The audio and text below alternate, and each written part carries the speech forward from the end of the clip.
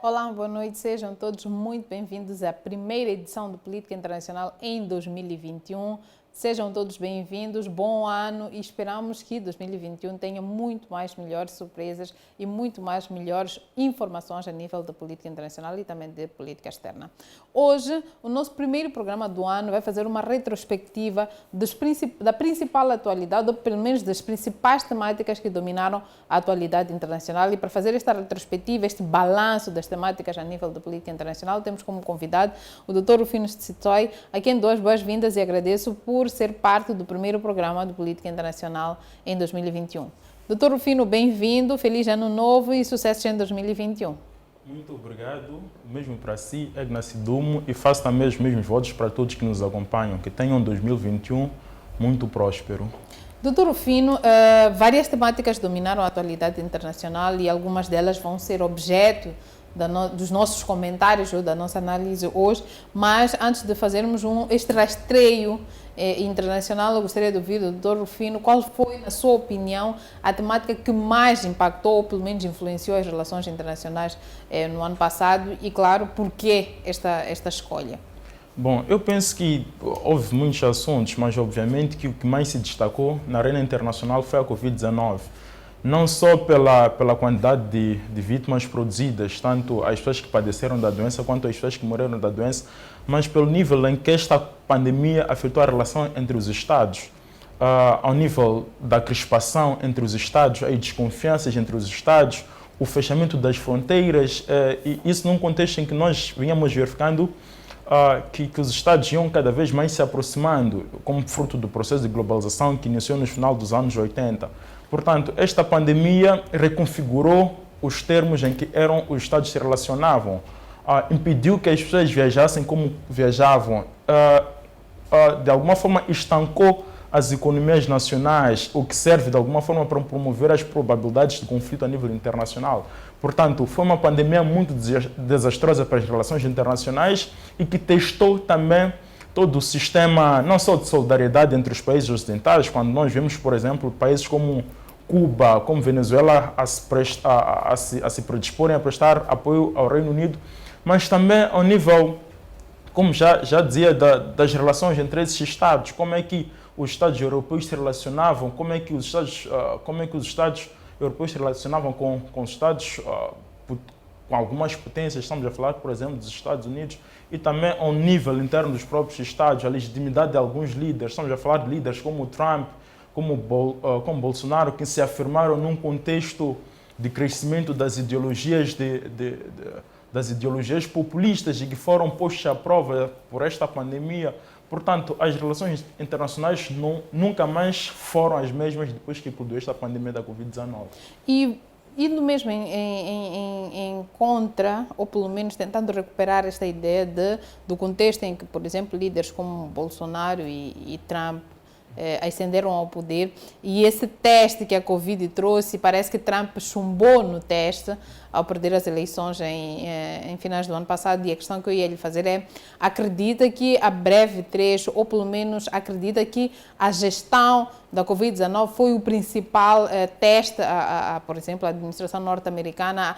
Trump, mesmo no início do ano passado, quando a pandemia esteve acima, apesar das grandes gafes que tinha a nível da política internacional, continuava a ter um nível de aceitação a nível da população significativamente importante e, no final do ano, perdeu as eleições. Acredita que a Covid-19 influenciou nos resultados eleitorais, por exemplo, de novembro de 2020? Sem dúvidas, eu penso que, obviamente, que o presidente Trump foi testado. Isto nos mostrou mais ou menos que o populismo não funciona menos bem em termos práticos do que em termos ideológicos, porque a proposta que ele apresentava de tornar a América grande de novo, as decisões tomadas que eram de uma liberalização total, de uma promoção de liberdades negativas para todo o contexto de luta contra a Covid-19, obviamente que acabou tendo este efeito de ricochete, em que acabou prejudicando a sua própria popularidade, sobretudo num contexto em que países que a história, ou pelo menos a história moderna, não os considera tão exemplares, conseguiram estancar a pandemia. Estamos a falar de países como a China, que conseguiram ter uma resposta muito mais assertiva em relação às estratégias de prevenção e combate a esta pandemia. E, portanto, notou-se claramente que o presidente Trump não sabia o que estava a fazer, por isso que liderou o número de infectados, o número de mortes por Covid-19. Isto mesmo acabou se replicando em casos como o Brasil, acabou sendo mais ou menos um padrão para um tipo de liderança, o fracasso na resposta a esta pandemia. Portanto, obviamente que o eleitorado percebeu isto e já vinha se apercebendo de outras coisas. Elegeu Trump no momento em que a economia americana não estava muito boa e esta pandemia acabou também afetando a economia dos Estados Unidos e portanto, foi uma pandemia que provou que Trump não estava em condições de governar os Estados Unidos como se esperava, ou pelo menos em relação à expectativa. E vamos agora ao Brasil. A popularidade do presidente Bolsonaro também, mesmo com uma gestão um pouco danosa da pandemia da Covid-19 no ano passado, a popularidade até meados do ano passado parecia ser estável, mas agora, no início, parece que há um reconhecimento do governo, em particular de Bolsonaro, que teve forte negação, ou pelo menos forte opressão, como é que eu diria, forte negação em termos de outros políticos, como o João Dória, que é o prefeito de São Paulo. E a minha questão que eu gostaria de lhe fazer é, hoje, se nós tivéssemos eleições, o comportamento de Bolsonaro no ano passado influenciaria ou não nos seus resultados, e que, se sim, que resultados acha que um presidente como Bolsonaro teria este ano? Eu penso que o presidente Bolsonaro teria o mesmo destino que o presidente Trump. Obviamente que iria também depender do tipo de candidato que a oposição brasileira fosse lá colocar. Mas obviamente que o fracasso na resposta à Covid-19 foi uma das principais marcas negativas do pouco tempo de governação do presidente Bolsonaro. E adicionado a isso é que também houve aquilo que ele havia prometido, que era melhorar a situação do real em comparação ao dólar. Nós verificamos uma situação em que o real despencou em relação ao dólar e, portanto, prova-se mais uma vez que as medidas populistas, em termos práticos, não são tão execuíveis, porque no final do dia o populismo consegue ter algum apoio para conseguir ganhar as eleições, mas em termos de governação, uma gestão mais tecnocrata é que produz melhores resultados. E nós, por várias vezes, vimos, por exemplo, o presidente Trump a negar posicionamentos de especialistas em termos de virologia, e negava e ridicularizava o posicionamento desses especialistas, ignorava e ridicularizava o posicionamento de alguns especialistas também em economia. Portanto, em termos práticos, esse populismo prejudicou esses líderes, porque no final do dia a população percebeu que não estão em condições intelectuais suficientemente boas para gerir o destino dos seus povos. Outro país que mereceu uma grande atenção foi a China, que no início foi a grande acusada relativamente à Covid-19, desde acusações de negligência, desde acusações de conspiração internacional para poder controlar a economia, etc, etc. E a questão que eu gostaria de fazer, como é que nós avaliamos o posicionamento da China no ano passado, principalmente relativamente à gestão da Covid-19? É verdade que a China mandou um grande contingente para países como Itália, que tiveram picos de mortes e também na gestão da Covid, mas também a China nunca se envolveu nas grandes discussões que estavam à volta da Covid-19, mesmo em relação ao desenvolvimento de uma tecnologia relacionada com a vacina. A China sempre o fez de forma muito mais reservada do que outros países. A primeira questão é como é que avalia a gestão da China, da Covid-19, internamente dentro das suas próprias fronteiras, mas também como é que isto impactou internacionalmente para o mundo? Bom, obviamente que logo que eclodiu esta vacina, se calhar até por questões ideológicas, houve uma tentativa de condenar a China, e essa tentativa até persiste hoje em dia, ao denominar, por exemplo, o coronavírus de vírus chinês, que foi uma forma pejorativa de atribuir culpas à China. E, portanto, neste processo todo, a China demonstrou uma capacidade espetacular de gestão de crise, e muito disso se deve ao tipo de modelo de gestão do Estado que eles têm. O controle sobre o Estado em países com uma orientação um bocado mais autocrática é maior do que o controle sobre as pessoas, por exemplo, em países muito liberais ou democráticos. E neste contexto específico, a China demonstrou uma capacidade muito boa de responder internamente a essa gestão de crise, mas também, do ponto de vista de provisão de recursos e equipamentos. Estamos a falar que a maioria das máscaras que foram distribuídas a nível global vinham ou saem da China, portanto... Foram produzidas na China. Continuou produzindo as máscaras e continuou provendo ao mercado internacional de saúde. Bom, face às acusações, a China nunca foi um ator de aparecer a negar ou aceitar algumas coisas. Normalmente age de forma diplomática através dos recursos que ela tem. Estamos a falar, por exemplo, através de alguns bloqueios encabeçados pelo Ministério de Tutela. E, portanto, nunca apareceu publicamente. Bom, até apareceu, mas nunca fez disso um escândalo ao nível internacional. E penso também que a China teve uma oportunidade de testar mais ou menos o seu poder ao nível internacional e ao prestar apoio, por exemplo, a países como a Itália. Era uma forma de testar a sua hegemonia sobre a Europa, que durante o processo de gestão dessa crise parecia mais dividida do que unida. E a China aproveitou-se um pouco desta divisão para prestar algum apoio a alguns países estratégicos. Esse apoio conseguiu produzir alguns resultados, ainda que provisoriamente. Outro assunto que dominou a atualidade internacional em 2020, que era um assunto, na verdade, creio que vinha de 2019, é a questão da gestão da área autónoma de Hong Kong. No ano passado, nós tivemos várias decisões de política internacional a nível da Europa, a nível dos próprios Estados Unidos, que tinham como objetivo estancar um pouco o poderio chinês relativamente a Hong Kong. E a questão que eu queria lhe fazer hoje, é verdade que Hong Kong não está mais on spot, já não está muito na mídia internacional, e a questão que eu lhe faço: terá vencido a China os grandes gigantes ocidentais que tinham interesses em Hong Kong e faziam de tudo para forçar uma mudança política e exigir maiores liberdades, ou pelo menos acompanhar o processo de exigência de maiores liberdades a nível de Hong Kong, considerando que Hong Kong, que a China acabou aprovando uma lei de segurança nacional que implicava um maior controle sobre territórios chinês de Hong Kong, e isto acabou retirando também um pouco do poderio que, de certa forma, ou pelo menos o espaço de manobra que as potências ocidentais, Estados Unidos e especificamente as europeias tinham em relação a Hong Kong. Acha que a China venceu esta batalha? Eu penso que ainda é muito cedo para falar de uma vitória, mas obviamente que a China vem dando sinais claros de que ela quer recuperar uma parte importante do seu território. Estamos a falar de regiões como Hong Kong e como Taiwan. E aprovar esta política de segurança nacional, ou pelo menos esta lei de segurança nacional, a China estava numa ação concreta, e eu lembro de termos discutido esta questão neste programa mesmo. E eu dizia que, obviamente, que haveriam protestos, porque o que a China estava a tentar era coartar a liberdade de pessoas que já viviam em algum nível, já haviam experimentado as liberdades em termos ocidentais. Isso sempre gera conflitos, porque é difícil enjaular quem já experimentou liberdade. E, portanto, o que nós podemos possivelmente verificar nesse período todo é uma espécie de uma melhor adaptação da China aos interesses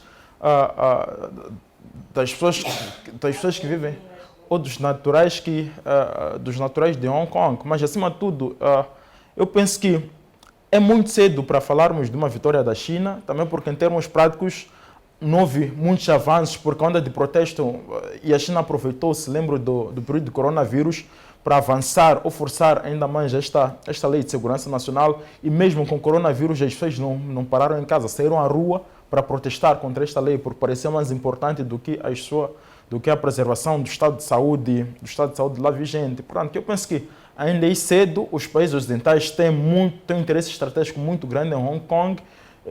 Eu penso que vai se negociando, mas obviamente que a China também se apercebeu que forçar isto, se calhar, fosse mais drástico e fosse produzir consequências mais nefastas para a própria estabilidade no seu país.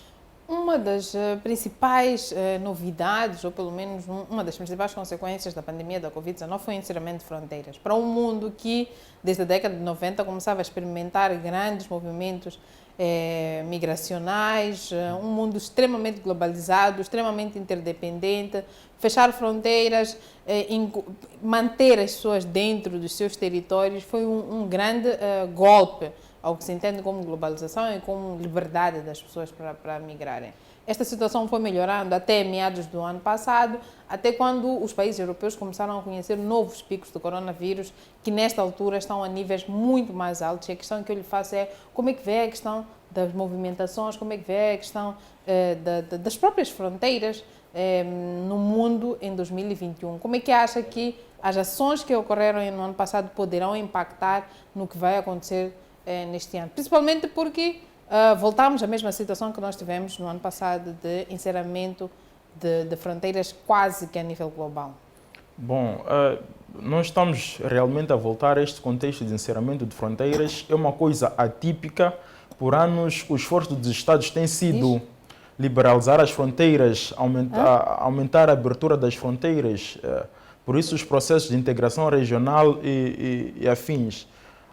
No ano 2020, em particular, houve este fechamento de fronteiras devido à pandemia da Covid-19. Fazia parte das estratégias da maioria dos Estados de contenção da pandemia da Covid-19. Moçambique foi um exemplo disso, porque muitos casos era muito provável que viessem da África do Sul, e mesmo agora temos que essa nova onda tenha vindo por causa do processo de abertura de fronteiras com a África do Sul, porque é uma estirpe sul-africana.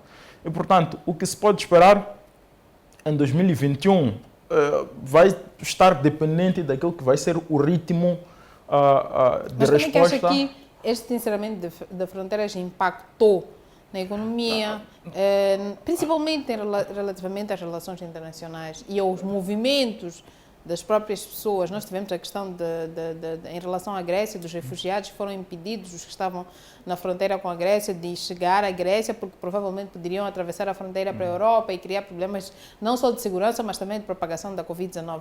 E como é que acha que isto vai ocorrer este ano? Não, eu penso que e dizer que vai depender da resposta dos Estados à Covid-19, e obviamente que alguns países se aproveitaram desse fechamento de fronteiras para combater outro problema que eles já tinham. Estamos a falar do caso da Grécia, que enfrentava esta onda de imigração. É a única forma legítima de conter a chegada de imigrantes era acusando-os de serem um risco de saúde pública na Grécia. Agora, no contexto, por exemplo, de Moçambique, e na verdade, no contexto mesmo das relações internacionais, o fechamento de fronteiras significou uma redução da economia global, porque os países crescem por causa das transações globais que vão fazendo. E a Covid produziu isso. Primeiro, fechou os ciclos de produção nos países por causa das medidas de isolamento social que os países foram administrando, e depois significou uma menor transação de mercadorias, um maior encarecimento do custo de vida. Os relatórios internacionais mostram que nós voltamos a níveis de degradação dos níveis de vida que nós já não experimentávamos há um bom tempo.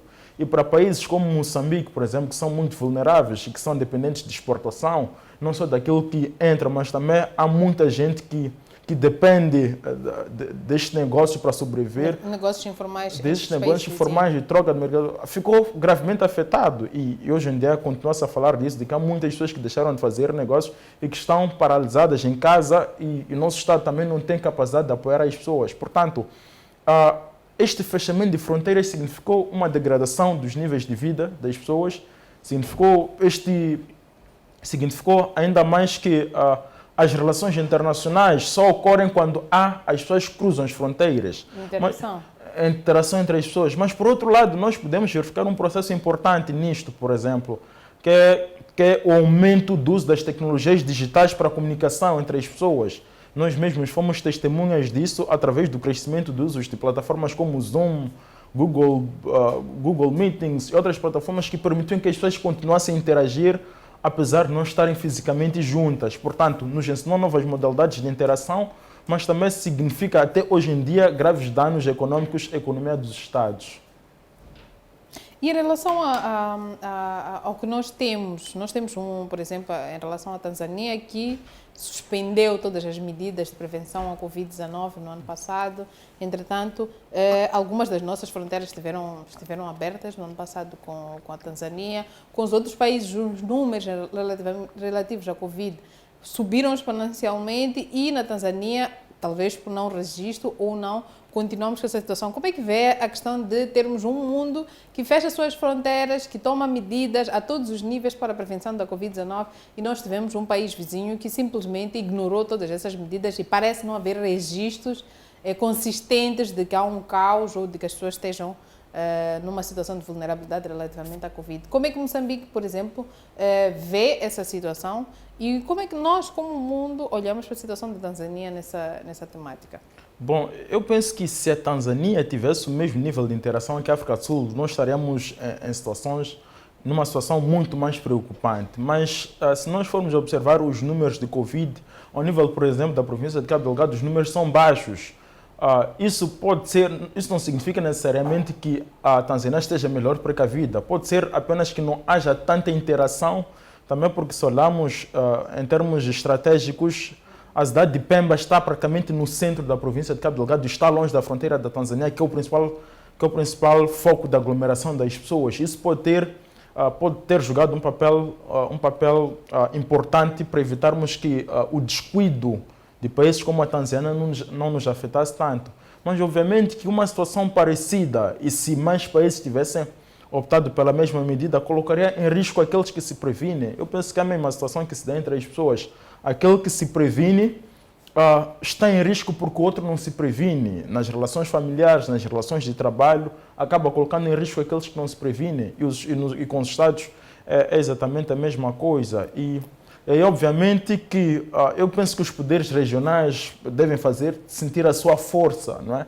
Neste princípio de coletividade, de proteção mútua, de proteção dos Estados, membros da região, as regiões começam a decidir, vão se calhar jogar um papel mais importante a tentar convencer a Tanzânia a tomar uma atitude mais racional, olhando sobretudo para as suas interações com os demais Estados.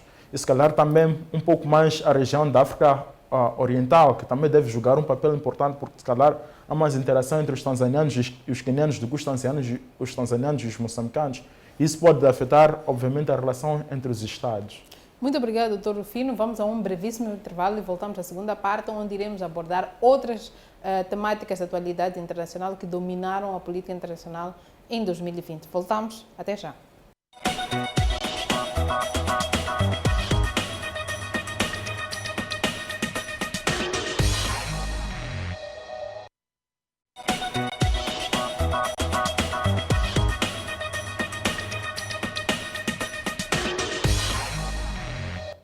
Olá, boa noite. Voltamos ao Política Internacional e nessa segunda parte também continuaremos com o nosso programa sobre o balanço de política internacional em 2020. Dr. Rufino, um dos grandes temas para além da política interna que foi norte-americana, que foi dominada pela Covid, foi a política externa norte-americana, na verdade a política externa de Donald Trump, que efetivamente tinha um roteiro de paz no Médio Oriente, que parece não ter funcionado muito bem, pelo menos até a sua saída, mas que foi um grande trunfo a nível de política externa.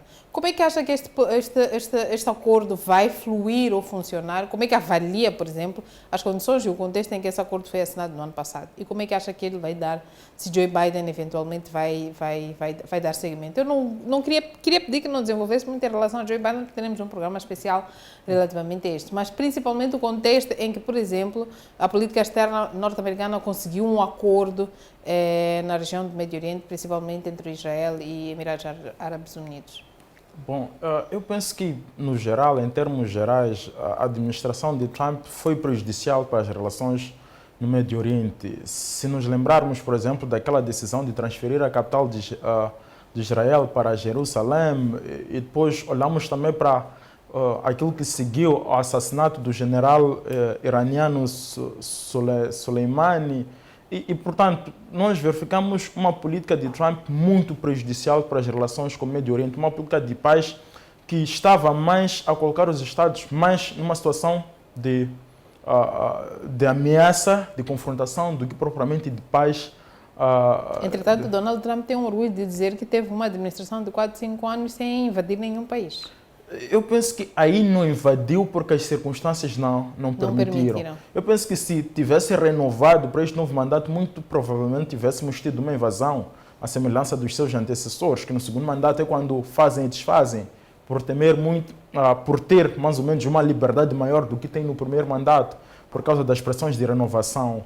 Ademais é que nós tivemos um presidente Trump que teve uma política marcada por muitos problemas internos e que foram aparecendo, entre eles a Covid-19, e que acabaram distraindo mais ou menos a atenção que ele tinha das questões do Médio Oriente. Ademais é que ele tinha uma política externa descontínua, no sentido em que iniciava um processo e não conseguia dar continuidade. Estamos a falar, por exemplo, das negociações de paz com a Coreia do Norte, que ele conseguia colocar a Coreia do Norte num ponto bom para dar continuidade, para assinar um acordo de paz, e conseguiu, por exemplo, ter progressos muito importantes nas relações entre a Coreia do Norte e a Coreia do Sul, e de repente, no meio de nada, abandona o acordo. E, portanto, esta incapacidade de dar seguimento aos processos que ele ia iniciando, esta forma um bocado irresponsável de iniciar alguns processos, alguns assuntos, acabava colocando a política internacional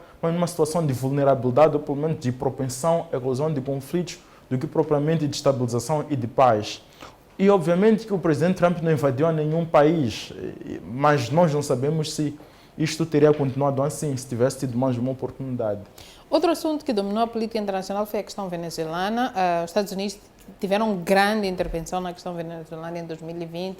Houveram grandes tentativas de influenciar o processo político na Venezuela, que não surtiram efeito, porque ao final do ano, em dezembro, muito recentemente, a Venezuela realizou eleições e, mais uma vez, o presidente Nicolás Maduro venceu as eleições. E a questão que eu faço é, terá os Estados Unidos sido derrotado na sua tentativa de influenciar toda a região da América Latina? Recorde-se que criou-se o Grupo de Lima na região da América Latina sob grande patrocínio dos Estados Unidos. A Venezuela foi retirada da Organização dos Estados Americanos, que é a nossa congênere da União Africana. Ela esteve totalmente sitiada relativamente ao relacionamento com os seus vizinhos sob grande patrocínio norte-americano, mas no final todos estes desenvolvimentos e estes movimentos a nível de política internacional não surtiram efeito na Venezuela. E a questão que eu lhe faço é, terá sido os Estados Unidos, terá sido Donald Trump derrotado relativamente à sua estratégia, ao seu interesse em relação à Venezuela? E como é que nós estamos à espera de ver nos próximos tempos? Bom, eu penso que o caso da Venezuela foi uma das derrotas que Trump muito provavelmente sofreu, porque logo que tomou a presidência, iniciou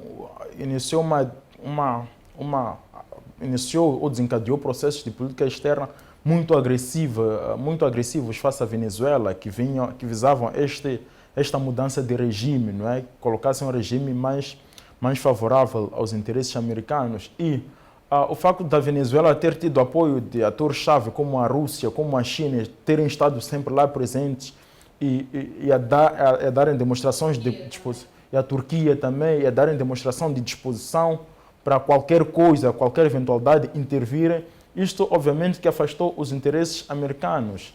E outra coisa também que aconteceu é que tentou-se usar a figura de Juan Guaidó para subverter este processo, pelo menos para influenciar os processos internos na Venezuela, mas era uma figura que não tinha legitimidade popular, que não tinha grande apoio popular.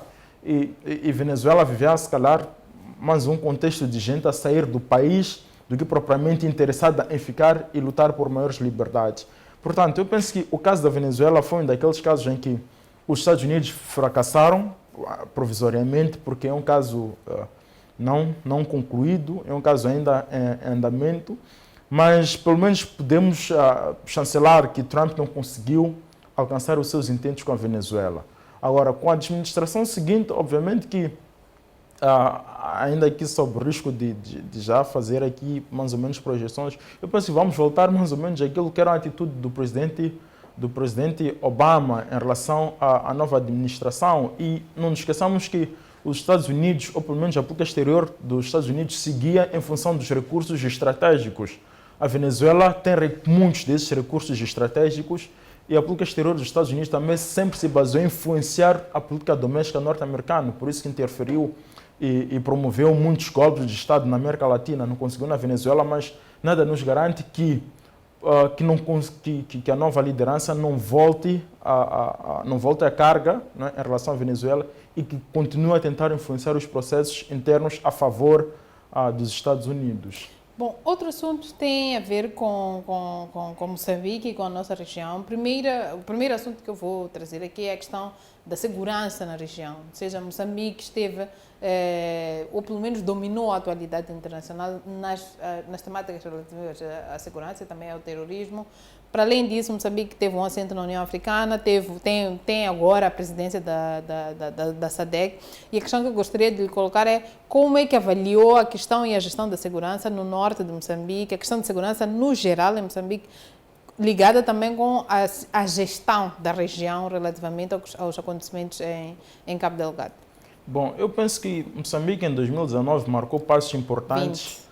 Em 2020, perdão, marcou passos importantes para prevenir, ou pelo menos para combater a insurgência ao nível de Cabo Delgado. E um desses passos foi, e se calhar também houve muita colaboração internacional, foi a chegada de muitos apoios, entre eles da União Europeia, que finalmente tinha mais ou menos uma estratégia mais clara sobre como poderia apoiar Moçambique. Teve também algum apoio da Total, que é uma interessada diretamente na estabilidade naquela região. Teve apoio disponível dos Estados Unidos e tudo isso acabou significando um passo importante. Os resultados foram um bocado visíveis ao nível de 2019. Parece que conseguiu dar passos mais firmes e também podemos ver ao nível também da cooperação com os países da região. Estamos a falar da cooperação com a Tanzânia, com a visita primeiro do Sr. Bernardino Rafael à Tanzânia, que foi muito estratégica, pelo menos para a apreensão de algumas pessoas que eram suspeitas de estar a desencadear as ações de violência ao nível de Moçambique. Eu penso que também houve esse espaço de oportunidade por assumir a liderança dessa DC, que foi de poder mobilizar melhor os apoios. E a consequência vai ser a Cimeira Extraordinária, que vai ser realizada no próximo fevereiro. E que, portanto, eu penso que ao nível, pelo menos da gestão da situação de Cabo Delgado, nos parece haver, se calhar, atitudes ou ações mais concretas, mais iluminadas na contra-insurgência. E, portanto, eu penso que demos passos importantes nesse sentido. E como é que nós analisamos a situação de segurança em África?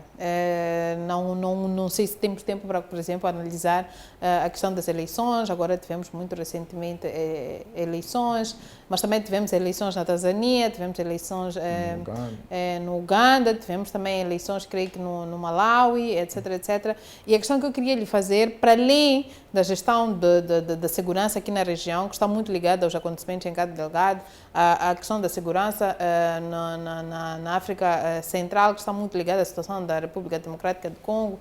Lá para cima também está muito ligada à questão do Sahel, à questão do terrorismo.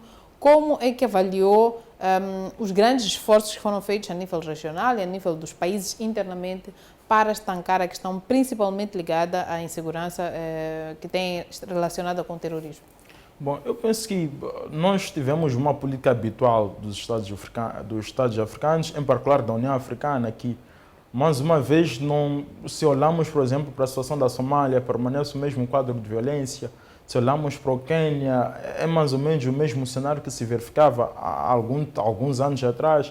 Olhamos para a situação da região do Lago Níger, estamos a falar de Nigéria, do Camarões, do Chad, quer dizer, verificamos o mesmo quadro de segurança nesses estados e obviamente que houve mais ou menos um crescimento. Agora estamos a falar de Congo, que está a ser cada vez mais vítima de ações de terrorismo e em termos gerais e de segurança nós podemos verificar que parece que o quadro de segurança não é muito favorável. É difícil apresentar estatísticas aqui, mas tivemos, por exemplo, a eclosão do conflito ao nível da Etiópia, um senhor que é uma grande preocupação. Que é uma grande preocupação atualmente, que parece ter se marcado passos importantes, mas mesmo assim nós já não esperamos ver conflitos ao nível interno dos Estados, que grupos ao nível dos Estados peguem armas e entrem em confrontação, sobretudo quando temos um Nobel de Paz envolvido e, portanto, nós verificamos uma situação de segurança que se calhar não assumiu tanto protagonismo, não assumiu tantos holofotes na mídia por causa da prevalência da situação da Covid, mas que não parece estar melhor do que estava nos anos anteriores. Portanto, os Estados africanos devem desencadear ações mais concretas, melhores colaborações na contenção dos problemas na contenção e resolução dos problemas de segurança, sobretudo na questão do terrorismo internacional, que mais do que nunca prova que é preciso uma cooperação muito mais forte dos Estados africanos. É preciso criar um mecanismo muito mais forte de cooperação entre os Estados africanos para conter esta onda de crescimento dos grupos terroristas islâmicos. Quando falava dos desdobramentos regionais e também internos, falou da Total, que tem interesses franceses, e a França parece ser a grande acusada em termos de gestão de terrorismo, em termos de gestão de segurança de países que têm recursos naturais e que também sofrem, ou pelo menos são afetados pela ameaça terrorista. Considera também, ou pelo menos partilha da visão segundo a qual a França, mais do que um elemento estabilizador nos Estados, é um elemento desestabilizador. E se sim, como é que avalia a decisão moçambicana de juntar-se também à Total e também a outras organizações para garantir a segurança dos empreendimentos petrolíferos e de gás no norte? Bom, eu penso que a intervenção da França nos Estados africanos tem sido polêmica nos últimos tempos. Há poucos dias vimos, não sei se efetivamente chegou-se a confirmar se eram fake news ou não, de soldados franceses a tirarem ouro de países africanos e, portanto, fica uma mancha, uma nódoa na história da intervenção dos franceses em África. E na República Centro-Africana, por exemplo, parece que há situações em que, quando a França intervém, parece que os resultados nem sempre são os esperados. Portanto, acaba ficando aqui, obviamente, um desafio. No caso da província de Cabo Delgado, a França tem um interesse particular, que é pela Total, que é uma empresa estatal, não é? Uma multinacional que pertence ao Estado francês. E, se calhar, por isso, nós vejamos uma atuação da França mais favorável, porque tem lá interesses por preservar. Agora, ela detém uma boa percentagem das concessões das áreas de exploração de gás ao nível da província de Cabo Delgado. Não se tratam só dos atores externos, atores internos também, o jogo de interesses por detrás, a forma como se dão as dinâmicas dos conflitos ao nível desses estados e depois em que circunstâncias atuam os atores internos, como é que são convidados, que papel devem desempenhar. Eu penso que é um pouco o debate que nós temos tido aqui em Moçambique sobre a intervenção dos atores internacionais na situação de Cabo Delgado. Que papel queremos que esses atores desempenhem, que tipo de apoio, que tipo de parceiros queremos, e é basicamente isso. Outro tema, que na verdade deve ser o último da nossa análise dos principais temas, tem a ver com Moçambique. Moçambique, no ano passado, registrou as grandes decisões finais de investimento. Por um lado, teve uma grande decisão final de investimento, mas por outro, várias outras foram sendo adiadas por causa destas questões, algumas relacionadas com a questão de segurança, mas outras relacionadas com a questão da pandemia no geral e a economia. A questão que eu ia lhe fazer é em relação aos desenvolvimentos relativamente à melhoria da economia, como é que avalia as ações de política externa de Moçambique relativamente aos seus parceiros, principalmente os parceiros europeus, que, é preciso lembrar-se, nos últimos anos tinham tirado Moçambique da sua lista de prioridades por causa da questão das dívidas ocultas, mas que nos últimos anos, em particular no ano passado, começaram a mostrar alguma retoma. E a questão que eu queria lhe fazer é como é que avalia as ações de política externa de Moçambique que levaram a esta simples retoma, ou pelo menos o início da retoma de alguns parceiros de desenvolvimento para Moçambique? Bom, eu penso que o quadro global de Moçambique mostra que nós, mais do que nunca, precisamos desses parceiros. E a Covid-19 agravou este quadro que já não era muito bom para o Estado moçambicano. E, portanto, Moçambique precisa sempre desses parceiros. Obviamente que esta retoma de relações estava condicionada à resolução de alguns processos. Estamos a falar particularmente das dívidas ocultas e até agora não temos uma resolução definitiva deste processo. Eu penso que isso ainda condiciona alguns parceiros de retornar a Moçambique. Sem contar, ademais, que parte desses parceiros também estão a enfrentar algumas dificuldades internas e ter Moçambique com esses problemas serve como uma justificativa, serve até como uma oportunidade para cortar um bocado de financiamento a Moçambique, olhar mais para as suas questões internas. Mas, obviamente, que Moçambique, no último ano, não conseguiu fazer tantas viagens para os países ao nível internacional pela questão da pandemia da Covid-19. Isto pode ter afetado, obviamente, a dinâmica da sua diplomacia, os esforços de restituição do financiamento, do orçamento do Estado. Mas eu penso que é possível desencadear ações mais concretas, é possível, por exemplo, ao nível da área do gás, algumas ações de investimento começarem, porque Moçambique precisa deste tipo de financiamento, mas obviamente também que isto vai depender da visão estratégica que Moçambique tem em relação a estes parceiros e das ações a desencadear para retomar estas parcerias.